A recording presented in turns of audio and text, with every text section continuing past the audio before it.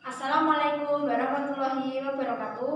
Perkenalkan, kami dari kelompok ini yang beranggotakan saya sendiri Anggi Febriani, saya Redia Pratiri, dan saya Adelita Simama Hireni akan menjelaskan beberapa teori konflik sosial menurut beberapa ahli.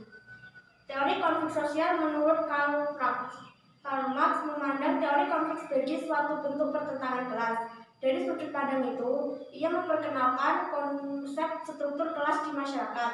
Teori Marx melihat masyarakat sebagai arena ketimpangan yang dapat memicu konflik dan perubahan sosial. Marx menilai konflik di masyarakat berkaitan dengan adanya kelompok yang berkuasa dan dikuasai. Di teori Marx, konflik kelas dipicu oleh pertentangan kepentingan ekonomi. Selain itu, setidaknya ada 4 konsep dasar dalam teori ini. 1. Struktur kelas di masyarakat. 2. Kepentingan ekonomi yang saling bertentangan di antara kelas yang berbeda. 3. Adanya pengaruh besar dilihat dari kelas ekonomi terhadap gaya hidup seseorang.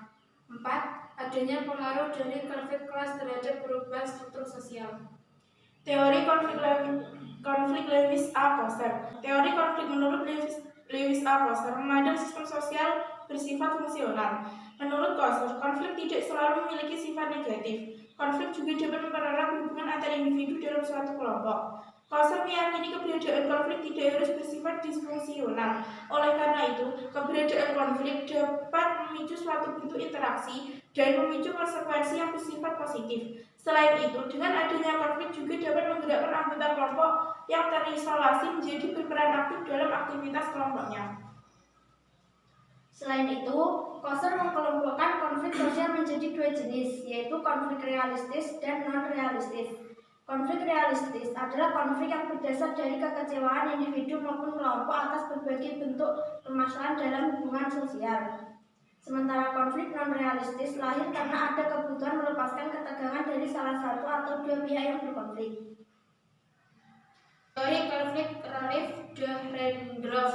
Menurut Raffli dan Dahrendorf, konflik hanya muncul melalui relasi-relasi sosial dalam sistem. Maka itu, konflik tidak mungkin melibatkan individu ataupun kelompok yang tidak terhubung dalam sistem.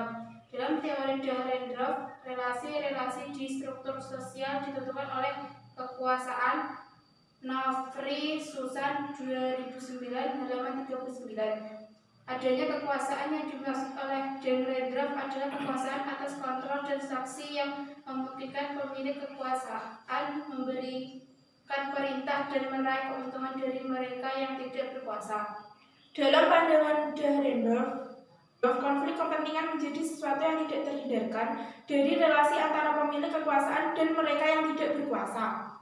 Pada awalnya, Dahrendorf merumuskan teori konflik sebagai teori parsial yang digunakan untuk menganalisis fenomena sosial. Lantas, Dahrendorf melihat masyarakat memiliki 2 sisi berbeda, yaitu konflik dan kerjasama.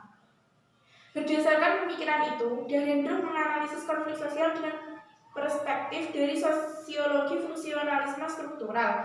Untuk menyempurnakan teorinya, dia pun mengadopsi teori perjuangan kelas Marxian untuk membangun teori kelas dan pertentangan kelas dalam masyarakat industri. Dahrendorf mengaitkan pemikiran fungsional mengenai struktur dan fungsi masyarakat dengan teori konflik antar kelas sosial. Selain itu, Dahrendorf tidak memandang masyarakat sebagai suatu hal yang statis, melainkan bisa berubah oleh adanya konflik sosial. Sekian penjelasan dari kelompok kami, kurang lebihnya saya mohon maaf. Wassalamualaikum warahmatullahi wabarakatuh.